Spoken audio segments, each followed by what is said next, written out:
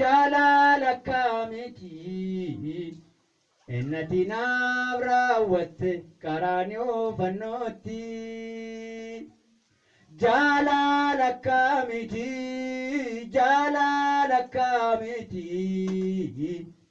ennati naaf raawwatte qaraanioo fannootti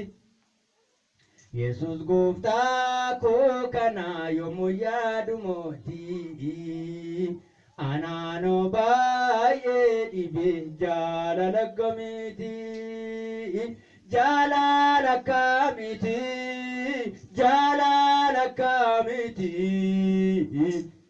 ennati naaf raawwatte qaraanioo fannootti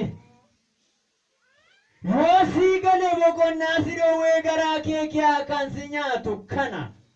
waa'ee sibiila qorqorroo bitachuu mana ijaarrachuu lafarratti gamoo ijaaruu miti haadhoo koo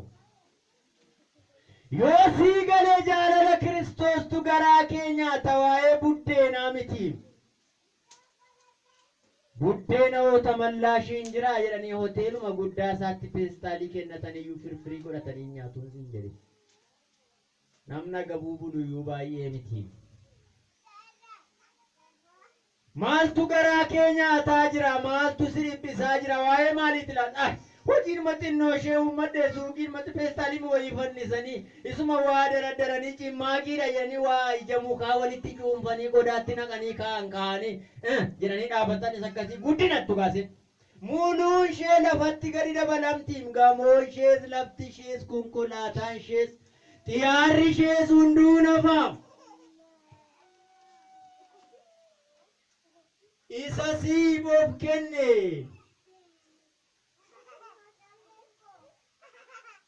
isa siif salphate isa siif hadhooftuu dhuge jaalalli isaa si jalaa dhokachuu caalaa maaltu nama qaanessaa to'aa dhokee waraantaa buleessa waraantaa wal waraantaa rabaan gochaan jechaan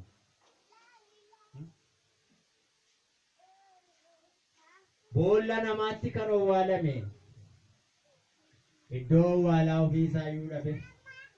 kan namaa keessatti owwaalame guyyaa 3 achi ciisee ka'uutu lafarratti immoo godoo tokkoon ijaarranne akka kara deemaa siif achi joora